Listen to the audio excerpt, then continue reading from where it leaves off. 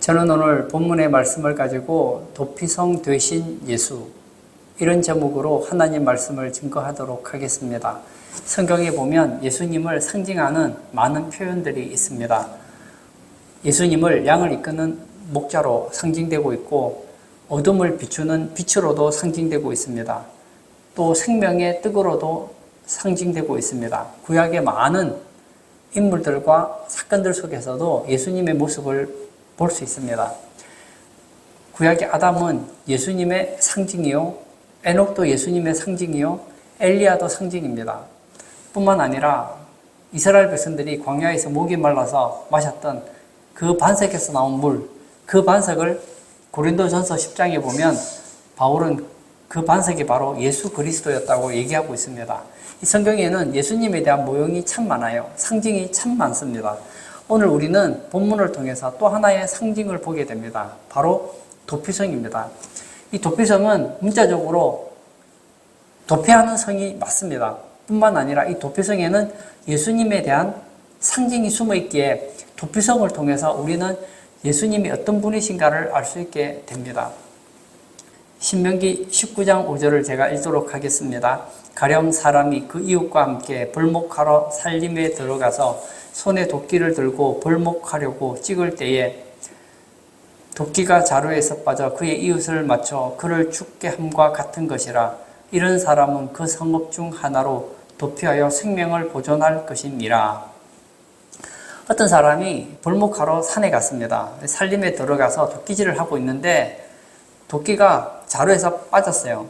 그 옆에 있던 사람이 도끼에 맞아 죽게 되었습니다. 이 사람은 사람을 죽일 의도는 전혀 없었습니다. 그러나 과실치사로 사람을 죽이게 되었죠.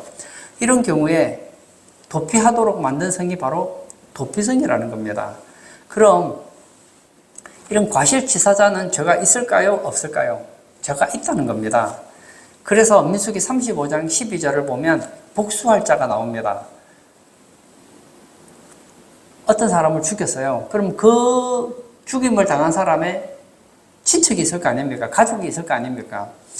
그 중에서 복수할 수 있는 권리를 가진 한 사람이 생기게 됩니다. 이 사람은 내 사랑하는 형이 될 수도 있고 사촌이 될 수도 있고 어쨌든 가까운 그 사람이 대신 복수를 해도 전혀 살인자라는 그런 누명을 쓰지 않습니다. 당연한 복수이기 때문이죠. 하나님께서는 이런 과실치사자가 죽지 않고 피하여 생명을 보존할 수 있도록 이 도피성을 마련해 주신 것입니다. 요단강을 중심으로 해서 이 동쪽과 서쪽에 각각 3개씩 6개의 도피성을 마련해 주셨습니다. 구약 성경에 보면 이 모세오경에만 도피성 제도가 4군데나 기록되어 있습니다. 민수기 35장, 여호수아 20장, 신명기 4장, 19장 이렇게 기록되어 있는데 그만큼 도피성 제도를 하나님께서 중요하게 여기신다는 겁니다. 이 도피성 제도를 통해서 우리는 하나님이 어떤 분이신지를 알게 됩니다. 첫 번째, 도피성 제도는 하나님의 공의를 보여주는 것입니다. 우리는 하나님 하면 하나님은 사랑이시지. 예, 맞습니다. 하나님은 사랑이십니다. 뿐만 아니라 하나님은 공의라는 것도 알아야 된다는 거예요. 공의의 하나님은 생명을 존엄하게 여기십니다. 이 세상에 존재하는 모든 사람의 생명은 존엄합니다. 우리 주변에 짐승이 많죠. 짐승과 사람은 달라요. 진화론자들이 볼 때는 짐승이 점점 진화돼서 사람이 되었기 때문에 짐승이나 사람이나 똑같은 것으로 여길지 모르겠지만 하나님께서는 짐승과 사람을 구분하십니다. 따라서 사람의 생명을 불의하게 빼앗고 피 흘린 사람은 반드시 똑같이 피를 흘려야 된다고 성경은 가르쳐주고 있습니다. 그러므로 살인을 한 살인죄는 사형으로 다스려야 된다는 거예요. 물론 아무나 살인을 할 수 있는 건 아니에요. 아무나 복수할 수 있는 건 아니에요. 공의를 집행할 수 있는 국가나 정상적인 자격을 갖춘 사람만 할 수 있다는 거예요. 저는 이것을 볼 때에 지금 사형 제도가 전 세계에서 없어지는 것을 볼 때 저는 조금 가슴 아프게 생각합니다. 왜냐하면 사형제도는 있어야 됩니다. 제게 왜 있어야 되냐고 묻는다면 저는 성경이 의도적으로 사람을 살인한 사람은 사형하라고 했기 때문에 해야 된다고 저는 믿습니다. 성경을 안 믿는 사람은 뭐 어떻게 하겠어요? 그러나 성경 그걸 가르쳐주고 있다는 거예요. 오늘날 보십시오. 내 마음에 들지 않는 사람이 있어요. 근데 내가 그 사람을 죽이면 나도 죽게 된다. 그러면 함부로 사람을 죽이지 못합니다. 오늘날 보십시오. 이 살인이라는 것이 아주 공공연하게 저질러지고 있습니다. 그 이유는 저는 판사들의 책임이 크다고 생각해요. 오늘날 이 진보적인 사상을 가진 판사들은 생각할 때 생명은 존엄하기 때문에 죽여서는 안 된다고 생각해요. 그렇지 않습니다. 고의적으로 악의적으로 사람을 죽인 그 생명은 피로 갚는 것이 사람의 생명을 존귀하게 여기는 거예요. 근데 오늘은 어떻습니까? 대놓고 사람을 죽여요. 죽였는데 제가 그날 술을 마셔서 제정신이 아니었습니다. 제가 신경정신과를 다니고 있습니다. 제가 요즘에 불안해서 잠을 못 잤습니다. 뭐 그렇게 하면 정상이 찹작이 되죠. 그리고 뭐 그렇게 법정에서도 악한 말을 하는 사람은 어떻게 되죠? 최악의 경우 무기징역을 받게 되죠. 근데 실제로 무기징역까지 가는 사람도 거의 없어요. 가다 보면 또 돈 주면 또 다 풀려나더라고요. 정상을 참작해서 끔찍한 살인을 행했는데도 불구하고 3년, 5년, 10년이면 대부분 다 나오더라고요. 제가 보니까. 그럼 그 사람이 나왔어요. 어떤 사람에 대해서 또 분이 일어납니다. 그럼 알지요. 내가 사람을 죽여도 한 몇 년만 감옥에 들어갔다 나오면 된다 생각하니까 사람을 죽이는 걸 아무렇지도 않게 생각하는 거예요. 여러분, 피는 피로 갚아야지 사람의 생명을 지킬 수 있는 거예요. 민수기 35장 33절을 제가 읽겠습니다. 너희는 너희가 거주하는 땅을 더럽히지 말라. 피는 땅을 더럽히나니 피 흘림을 받은 땅은 그 피를 흘리게 한 자의 피가 아니면 속함을 받을 수 없느니라. 다른 사람의 피를 흘린 사람이 피를 흘리지 않으면 그 땅은 더러워진다고 성경은 말하고 있습니다. 민수기 35장 31절도 제가 읽을까요?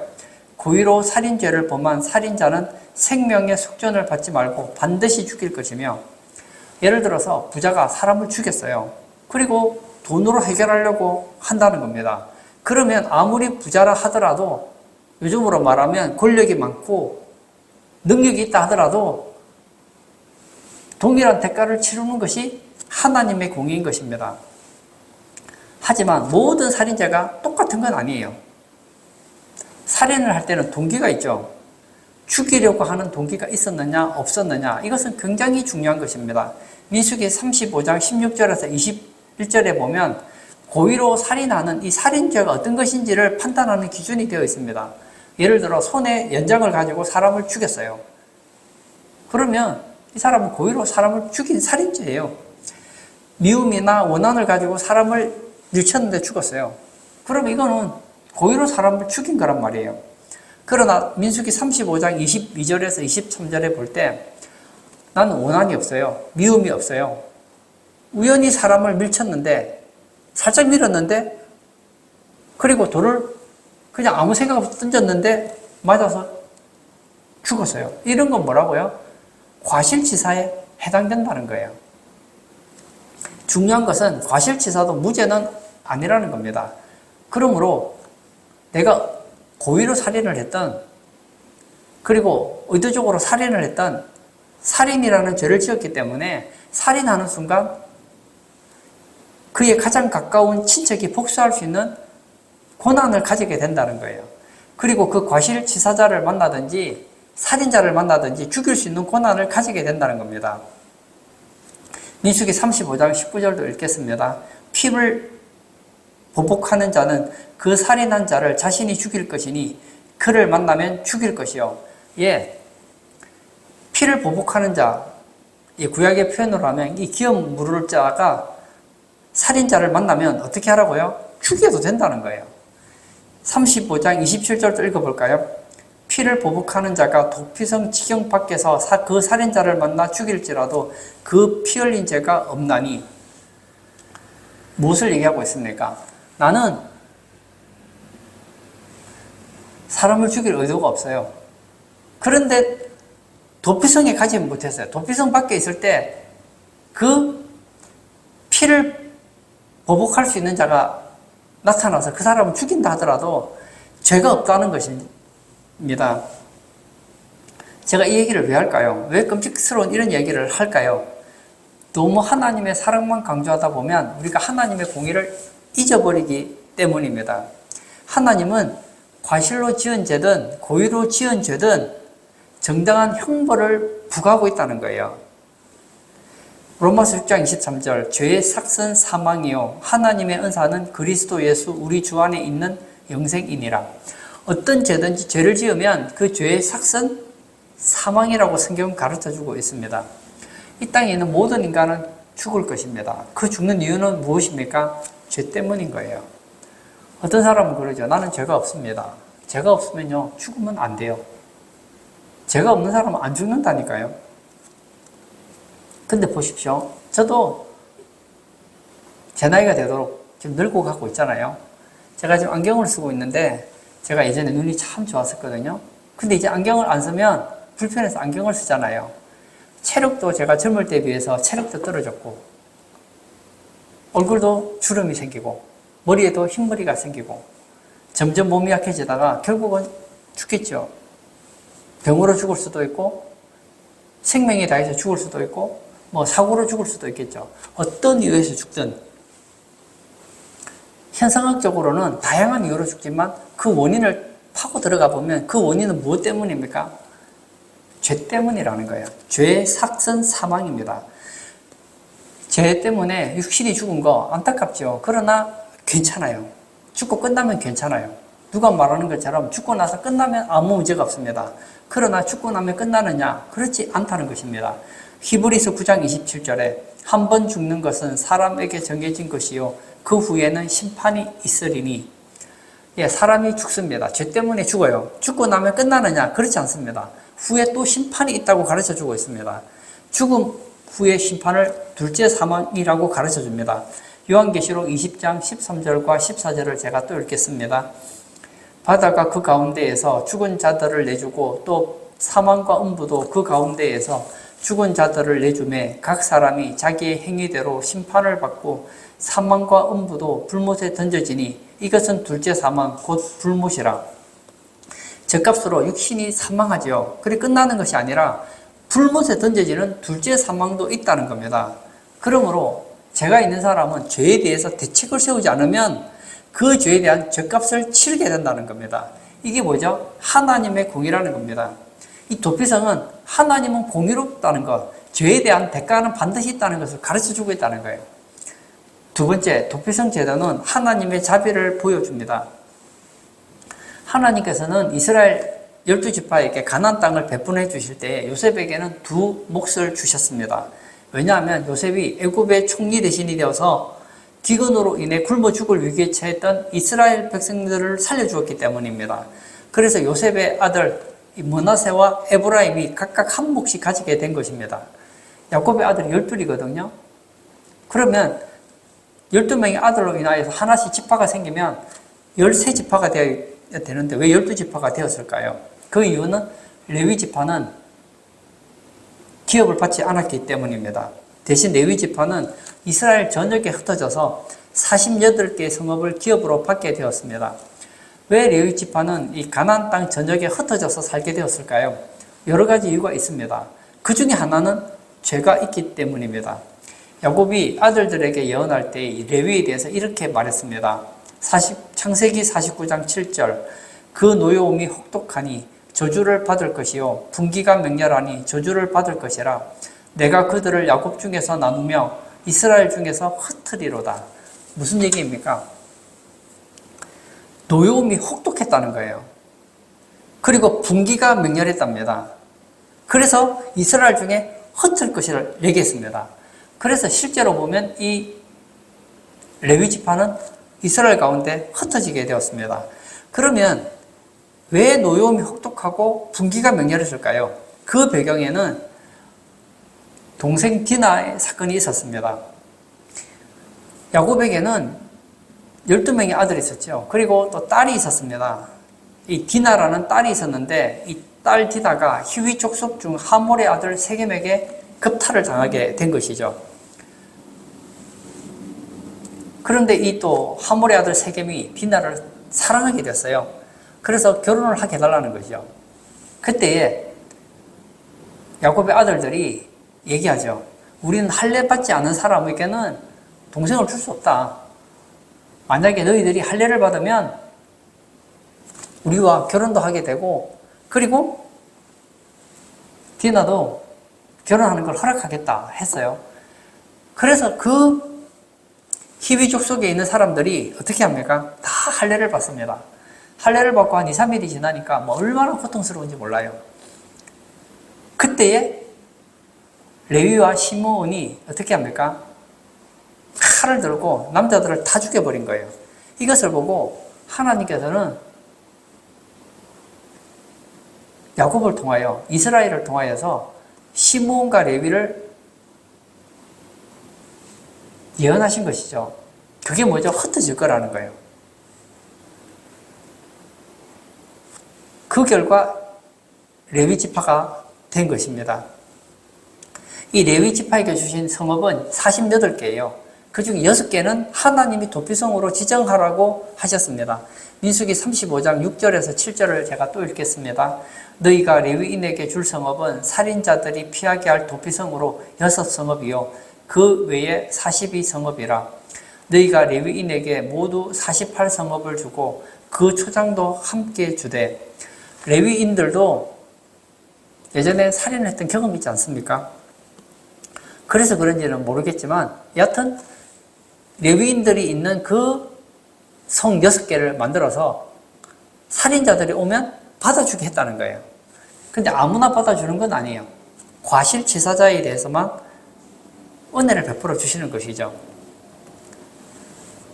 내가 고의로 사람을 죽인 사람이 도피성에 가면 도망가도 죽어요. 결국 죽어요. 그런데 내가 사고로 죽였어요. 그러면 어떻게 합니까? 가만히 있으면 그 살해를 당한 그 사람의 가까운 친족이 나를 죽이려고 할 거 아닙니까? 그래서 도피성으로 달려갑니다. 달려가면 문 어귀에 서서 성읍 장로들에게 자기가 저지른 잘못을 얘기합니다. 뭐 예를 들면 제가 실수로 도끼질을 하다가 도끼가 빠져서 옆에 있는 사람을 죽였습니다. 저는 고의로 그 사람을 죽일 마음이 없고 악의도 없습니다. 이건 저희 실수였습니다. 그러면 어떻게 하죠? 장로들이 그 얘기를 듣고 도피성으로 들여줍니다. 거기서 먹으면서 생활하게 되죠. 그리고 시간이 지나면 회중 앞에서 이 살인자에 대한 재판을 받게 됩니다. 그 중에서 똑똑하고 객관적으로 재판할 수 있는 회중들을 배심원으로 뽑아서 재판을 하는 거예요. 이 살인자 얘기를 듣고 모든 사건을 종합해 볼 때, 이 사람은 고의가 아니었다. 그러면 살게 되는 거예요. 하지만 봤더니 고의로 사람을 죽인 게 맞는 거예요. 그러면 어떻게 하죠? 내주면 그 사람은 죽는 거예요. 그 사람을 살인할 수 있는 권한을 가진 사람이 죽이는 거예요. 그러면 내가 도피성 안에 있으면 끝난 거냐? 그렇지 않습니다. 내가 도피성 안에 있을 때는 복수하는 자도 자기를 죽일 수 없어요. 죽이면 자신도 또 죽임을 당해야 되니까요. 하지만 도피성 밖으로 나가게 되면 복수하는 자가 죽여도 죄가 없게 된다는 겁니다. 그럼 언제 나갈 수 있을까요? 본인이 들어갈 때 대제사장이 있겠죠. 그 대제사장이 죽게 되면 이제는 그 대제사장의 죽음이 자기의 죽음으로 간주되어서 자기 고향, 자기 집으로 돌아가도 이제는 복수하는 자가 자기를 죽일 수가 없게 되는 거예요. 죽이면 자기도 죽임을 당하니까요. 이것은 예수님께서 십자가에 달려 죽으신 것이 죄인들을 대신하여 죽으신 것과 간주되는 효과를 바란다는 겁니다. 도피성 제도는 하나님이 얼마나 자비롭고 긍휼이 많으신 분이신가를 잘 보여주는 제도입니다. 이 첫 번째, 도피성은 요단강 동편과 서편에 3개씩 있습니다. 도피성이 하나만 있으면 되지 왜 6개나 있을까요? 그 이유가 나와 있습니다. 신명기 19장 6절에 그 사람이 그에게 본래 원한이 없으니 죽이기에 합당하지 아니하나 두렵건대 그 피를 보복하는 자의 마음이 복수심에 불타서 살인자를 뒤쫓는데 그 가는 길이 멀면 그를 따라잡아 죽일까 하노라. 내가 실수로 사람을 죽였어요. 그래서 그 즉시 달렸는데 내가 달리기를 좀 못하는 거예요. 그래서 나이가 많아요. 그래서 가다가 가다시다 해요. 근데 그 주변의 사람들이 사람이 안 오는 거예요. 왜 안 오는가 하고 알아봤더니 죽은 거예요. 누가 죽었나 알아봤더니 A라는 사람이 죽였다는 거예요. 그 소식을 듣고 이제는 복수하는 자가 보복하려고 따라갑니다. 이 사람은 달리기를 잘해요. 힘도 좋아요. 어쩌면 말 같은 말이나 나귀 같은 걸 타고 다닐지도 모르겠어요. 여하튼 막 잡으러 가는 거예요. 근데 앞에 도망가던 사람이 느린 거예요. 그래서 가는 그 길이 한 일주일 걸리는데 한 3일 정도 가다가 잡힌 거예요. 그러면 죽임을 당하잖아요. 그러면 도피성에서도 죽을 거 아닙니까? 그런데 하나님께서는 도피성을 어떻게 두셨습니까? 이스라엘 요단강을 중심으로 좌우 쪽에 누구나 하루면 갈 수 있는, 하루길이면 갈 수 있도록 하셨다는 거예요. 뿐만 아니라 빠르면 반나절, 그리고 도피성 근처에 있다면 몇 시간 안에 누구나 피할 수 있도록 해주셨다는 거예요. 얼마나 자비롭습니까? 두 번째, 이 도피성은 이스라엘 사람만 가는 것이 아니라는 거예요. 이 도피성은 기본적으로 이스라엘 사람들을 위한 제도 아닙니까? 그러나 내가 고위치사를 했다면 이스라엘 사람뿐만 아니라 이방인도 되고 타국인도 된다는 거예요. 객도 된다는 것입니다. 민수기 35장 15절, 이 6성읍은 이스라엘 자손과 타국인과 이스라엘 중에 거류하는 자의 도피성이 되리니 부지 중에 살인한 모든 자가 그리로 도피할 수 있으리라. 그러니까 종이나 자유자나 유대인이나 이방인이나 타국인이나 여행객이나 누구라도 실수로 사람 죽인 사람은 도피성으로 피할 수 있게 되었다는 거예요. 세 번째, 도피성은 24시간 열려 있었다는 거예요. 내가 사람을 죽였어요. 그 도피성을 향해 열심히 달려갑니다. 달려갔어요. 이제 저기 들어가면 이제 살겠구나 하고 달렸는데 뒤에는 이제 물론 복수하려고 하는 사람이 따라오고 있겠죠. 들어가려고 했더니 이 도피성 문이 잠겨 있는 거예요. 들어갈 수가 없는 겁니다. 그럼 어떻게 되죠? 죽잖아요. 그러다 문을 24시간 열어놓았기 때문에 도피성 문 앞에 와서 죽임을 당할 가능성은 없다는 거예요. 얼마나 자비롭습니까? 네 번째, 도피성 안에는 과실치사자가 먹고 살 수 있는 음식들이 예비되어 있었다는 거예요. 보십시오. 내가 어떤 도피성을 들어갔어요. 들어갔는데 아무도 먹을 걸 안 줘요. 나는 거기 땅도 없어요. 그러면 거기 있더라도 어떻게 되죠? 도둑질하지 않는 이상 굶어 죽을 거 아닙니까? 그런데 나는 살인자고 자격이 없는데 도피성에 들어갔더니 먹고 마시고 잠자고 쉴 수 있는 모든 장소가 다 제공되더라는 거예요. 이 도피성 제도를 통해서 하나님이 얼마나 죄인들에 대해서, 우리들에 대해서 자비로운 분인지를 우리는 알 수 있게 됩니다. 저는 지금 계속 도피성 얘기를 하고 있는데 예수 그리스도는 구약의 도피성보다 더 나은 도피성이 되신다는 것을 저는 말하고 싶습니다. 구약의 도피성은 실수로 사람을 죽인 사람에게 얼마나 좋은 곳입니까? 그 도피성 때문에 내가 살 수 있게 된 거잖아요. 그러나 예수님과는 비교가 안 된다는 겁니다. 히브리서 6장 18절, 이는 하나님이 거짓말을 하실 수 없는 이 두 가지 변하지 못할 사실로 말미암아 앞에 있는 소망을 얻으려고 피난처를 찾은 우리에게 큰 안위를 받게 하려 하심이라. 예수님을 믿고 구원받은 성도는 누구입니까? 피난처를 찾아온 사람들입니다. 사실 우리는 다 죄인들입니다. 우리 중에 의인은 아무도 없어요. 우리는 다 죄가 있지만 피난처 대신 예수님께 나아가면, 도피성 대신 예수님께 나아가면 용서가 있고 소망이 있고 안위가 있다는 거예요. 하나님께서는 피난처 안으로 들어온 사람은 누구나 용서하신다고 말씀하셨습니다. 맹세하셨습니다. 그리고 그 하나님은 어떤 분이십니까? 거짓말을 하실 수 없다는 거예요. 이 두 가지 사실이 우리가 예수님을 피난처로, 도피성으로 신뢰할 수 있는 이유가 된다는 거예요. 하나님은 누구든지 주님 앞에 나오면 용서해 주시겠다고 하셨기 때문에, 그리고 그 말을 했는데 하나님이 거짓말쟁이면 소용이 없겠지만 하나님은 거짓말을 못 하시는 분이 우리를 용서해 주시겠다 맹세하셨기 때문에 이 도피성은 확실하다는 거예요. 그러면 예수님이 왜 구약의 도피성보다 좋은 것일까요? 첫째는 구약의 도피성보다 사람들에게 훨씬 가까이 있기 때문입니다. 로마서 10장 6절과 7절을 제가 읽겠습니다. 믿음으로 말미암는 의는 이같이 말하되 내 마음에 누가 하늘에 올라가겠느냐 하지 말라 하니 올라가겠느냐 함은 그리스도를 모셔 내리려는 것이요 혹은 누가 무저경에 내려가겠느냐 하지 말라 이는 내려가겠느냐 함은 그리스도를 죽은 자 가운데서 모셔 올리려는 것이라. 무슨 얘기입니까? 문장은 길지만 쉽게 말하면 예수님 만나기 위해서 천국에 올라갈 필요도 없고 음부에 내려갈 필요도 없다는 거예요. 로마서 10장 8절에서 10절을 또 한번 읽겠습니다. 그러면 무엇을 말하느냐? 말씀이 내게 가까워 내 입에 있으며 내 마음에 있다 하였으니 곧 우리가 전파하는 믿음의 말씀이라. 내가 만일 내 입으로 예수를 주로 시인하며 또 하나님께서 그를 죽은 자 가운데서 살리신 것을 내 마음에 믿으면 구원을 받으리라. 사람이 마음으로 믿어 의에 이르고 입으로 시인하여 구원에 이르느니라. 구약의 도피성은 어떤 기능을 가지고 있습니까? 누구든지 도피성 안에 들어가면 죽음으로부터 구원을 받죠. 그러나 우리는 죄로부터 구원받기 위해서 한라산까지 갈 필요도 없고 몇 시간씩 그렇게 예수님을 만나러 갈 필요가 없다는 거예요. 왜냐? 내가 있는 그곳에서 마음으로 예수님을 구주로 고백하면 예수님은 그 즉시 우리에게 뭘 주십니까? 생명을 주신다는 거예요. 마음으로 나는 죄인입니다. 예수님은 나의 죄 문제를 해결하시고 부활하셨습니다.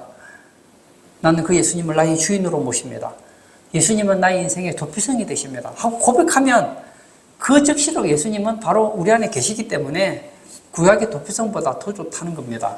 둘째, 예수 그리스도는 과실로 지은 죄뿐만 아니라 고의로 지은 죄까지 공의의 심판에서 해방시키는 도피성이 되기 때문입니다. 구약의 도피성에는 살인자를 받아주는 기능이 있어요. 그러나 아무 살인자나 받아주는 게 아니에요. 내가 사람을 죽였더라도 고의로 사람을 살인한 사람은 도피성에서 제외가 되었습니다. 설령 도피성 안에 들어가더라도 도피성에서 내쫓김을 당했습니다. 그러나 예수님께 나오는 자는 우리도 그렇잖아요. 죄를 짓더라도 알고 죄를 지을 수도 있고 모르고 죄를 지을 수도 있잖아요. 예수님 앞에 나온 사람은 알고 지었던 모르고 지었던 그 죄를 다 용서받는다는 거예요. 히브리서 7장 25절에 그러므로 자기를 힘입어 하나님께 나아가는 자들을 온전히 구원하실 수 있으니 이는 그가 항상 살아 계셔서 그들을 위하여 강구하심이라. 누구든지 예수님 앞에 나아가면 그 사람이 얼마나 악한 사람이냐 얼마나 착한 사람이냐 보지 않는다는 거예요. 모든 사람은 다 죄인입니다. 우리는 엄밀히 말하면 오늘 본문에 나오는 이 도피성에 들어갈 수 있는 자격이 안 됩니다. 왜냐하면 우리는 모르고도 죄를 지었고 알고도 죄를 지었기 때문입니다. 그러나 예수 도피성에서 제외되는 사람이 있습니다. 나는 의롭다. 내가 무슨 죄가 있느냐? 나는 나의 힘으로 천국에 들어갈 수 있다. 그런 사람은 구약식으로 표현하면 자기 스스로 도피성에 가지 않기 때문에 절대로 천국에 들어갈 수 없다는 거예요. 천국은 죄가 있느냐 없느냐로 결정되는 것이 아닙니다. 왜냐하면 이 땅에 있는 모든 사람은 다 죄인이기 때문입니다. 천국은 피난자 대신 예수님 안에 들어왔느냐 밖에 있느냐로 결정된다는 거예요. 그러므로 예수님을 나의 인생의 도피성으로 알고 들어가면 어떤 죄라도 용서받고 천국에 들어가게 된다는 것입니다. 셋째, 예수 그리스도는 일시적인 피난처가 아니라 영구한 피난처가 되시기 때문에 더 낫다는 겁니다. 요한복음 6장 37절 아버지께서 내게 주시는 자는 다 내게로 올 것이요 내게 오는 자는 내가 결코 내쫓지 아니하리라. 예수님 믿는 사람은 대체 어떤 사람들일까요? 예수님을 도피성으로 믿고 신앙생활하는 사람은 어떤 사람들일까요? 죄인이죠. 우리는 죄 용서를 받았습니다. 이제 예수 믿는 사람은 죄를 지으면 안 돼요. 근데 현실은 어떻습니까? 또 죄를 짓잖아요. 예수 믿음에도 불구하고 그러면 안 되지만 어떤 사람은 또 살인을 하기도 합니다. 예수님 믿음에도 불구하고 욕을 하기도 합니다. 예수님 믿음에도 불구하고 하나님이 기뻐하지 않는 도둑질을 하는 사람들도 가끔씩 있습니다. 예수님을 믿음에도 불구하고 하나님이 하지 말라고 하는 행동을 고의로 하기도 하고 실수로 저지르기도 합니다. 그때 예수님께서 이 나쁜 놈아, 내가 너의 죄를 용서해 줬으면 착하게 살아야지. 이렇게 형편없이 살아서 어떡하냐. 너는 도피성 밖이다. 하고 내쫓지 않는다는 거예요. 한번 예수님께서는 받아준 사람은 내쫓는 법이 없다는 거예요. 그러므로 예수 도피성 안에 있는 사람에게는 소망이 있다는 거예요. 내가 예수님 안에만 있다면, 내가 예수님 믿기만 한다면 우리의 구원은 보장된다는 겁니다. 결론을 짓고자 합니다. 이 구약의 도피성 제도는 과실로 죄지은 사람에게 두 가지 책임이 있다는 것을 가르쳐주고 있습니다. 하나님께서는 자비로우시기 때문에 도피성을 만드셨어요. 하지만 도피성이 있다고 다 된 건 아니에요. 첫 번째는 도피성 안으로 들어와야 됩니다. 내가 고의로 사람을 죽이지는 않았어요. 실수예요. 과실치사를 했습니다. 그럼에도 불구하고 그 도피성이 오지 않으면 어떻게 되죠? 죽임을 당하죠. 하나님께서는 자비로우셔서 우리가 살 길을 주셨어요. 이 땅에 있는 모든 사람은 죄 때문에 죽게 될 것이고 불모신 둘째 사망에 들어가게 될 것입니다. 그러나 너무나 감사한 게 뭔지 아세요? 하나님께서는 피할 수 있는 도피성을 주셨다는 겁니다. 그러나 아무리 도피성을 하나님께서 자비로우셔서 주셨다 하더라도 예수 도피성을 믿지 않는 사람, 예수 안에 거하지 않는 사람, 예수님을 인정하고 마음으로 믿지 않는 사람은 죄송하지만 하나님의 자비에서 제외된다는 거예요. 한번 잘 생각해 보세요. 도피성에 레위인들이 있죠. 어떤 사람이 도피성으로 막 달려옵니다. 왜 달려올까요? 나는 저 도피성에 가서 부자 되어야지. 부자 되려고 오는 거 아닙니다. 난 저 도피성에 건강기질이었고 가야 되겠다 하고 가는 사람 아무도 없습니다. 나는 출사교회 도피성에 가야 되겠다. 그런 사람 없습니다. 도피성에 왜 갑니까? 죄 때문에 죽게 되었기 때문에 오는 거예요. 여러분 예수님 왜 믿으십니까? 예수님 믿으면 부자 된다면서요. 예, 맞습니다. 예수님 잘 믿으면 부자 될 수 있습니다. 예수님 믿으면 건강해진다면서요. 예, 예수님 믿으면 지금보다 더 건강해질 수 있습니다. 예수님 믿으면 형통한다면서요. 예, 맞습니다. 예수님 믿으면 얼마든지 형통할 수 있습니다. 그러나 저는 얘기하고 싶어요. 이건요, 책으로 말하면 보너스예요, 보너스. 우리가 예수님 앞에 나오는 근본 이유는 죄 문제를 해결받으러 와야 되는 거예요. 예수님 앞에 나왔는데 교회 나와서 건강해졌어요. 부자 됐어요. 사람에게 인정받아요. 만사형통했어요. 다 성공했어요. 단 하나, 죄 문제를 해결 못했어요. 그러면 그 사람은 실패하는 인생이라니까요. 그리고 도피성은 본인이 가야 되는 거예요. 예를 들어서 내 남편이 사람을 죽인 거예요. 내가 남편을 대신해서 부인이 도피성에 가면 남편이 살까요, 죽을까요? 죽는다는 겁니다. 어떤 분은 그래요. 내 아내가 믿음이 좋으니까, 예수님 잘 믿으니까 아내 치맛자락 잡고 천국 가겠다고 농담하십니다. 그러면 좋죠. 우리 부모님이 믿음이 좋으니까 저도 충분히 예수 믿지 않아도 천국 갈 줄 믿습니다. 믿는 건 자유지만 그렇지 않다는 겁니다. 도피성은 죄인이 자기 발로 가야 되는 거예요. 자기가 믿어야 되는 거예요. 둘째, 대제사장이 죽기 전까지는 도피성을 떠나면 안 되는 거예요. 내가 도피성에 한 10년 살았어요. 살고 보니까 조그만한 도피성에 사는 게 그게 재미가 없는 겁니다. 가족도 보고 싶고 아들도 보고 싶고 부모님도 보고 싶어요. 벌써 내가 여기 온 지가 10년이 넘었지. 이제는 나가도 되겠지. 그리고 나가면 어떻게 될까요? 다시 복수자에게 잡히면 죽임을 당한다는 겁니다. 마찬가지입니다. 오늘날 죄인된 인간도 두 가지 책임이 있습니다. 도피성 대신 예수님을 믿어야 된다는 거예요. 도피성 대신 예수님 안에 피해야지 살 길이 열리는 거예요. 두 번째는 끝까지 믿어야 된다는 거예요. 믿다가 포기하면 안 됩니다. 신학적으로는 한 번 예수님 믿고 구원받은 사람이 구원을 이룰 수 있느냐 없느냐 논쟁이 많아요. 저는 각 개인이 구원받았는지 안 받았는지는 저는 말하고 싶지 않아요. 제가 말하고 싶은 건 현상학적으로 한번 얘기해 보고 싶어요. 우리 주변에 보면 현상학적으로 볼 때 자칭 예수 믿는다고 하는 사람들 중에 종교를 바꾸거나 더 이상 예수를 믿지 않고 신앙을 버린 사람을 우리는 종종 보게 됩니다. 오늘 성경 말씀대로 표현하자면 이 사람은 어떤 사람이죠? 도피성에 있다가 도피성 밖으로 나간 거예요. 이 사람 천국 갈까요? 못 갑니다. 왜냐하면 도피성을 제대로 믿은 사람이 아니기 때문이에요. 여러분, 내가 도피성이 어떤 곳인지 안다면 그 사람은 도피성을 떠나면 안 되는 겁니다. 도피성을 떠나는 순간 죽임을 당해요. 마찬가지예요. 내가 예수님 믿어야지 구원을 받고 예수님 떠나면 구원이 없다는 걸 아는 사람은 예수님을 떠나지 않습니다.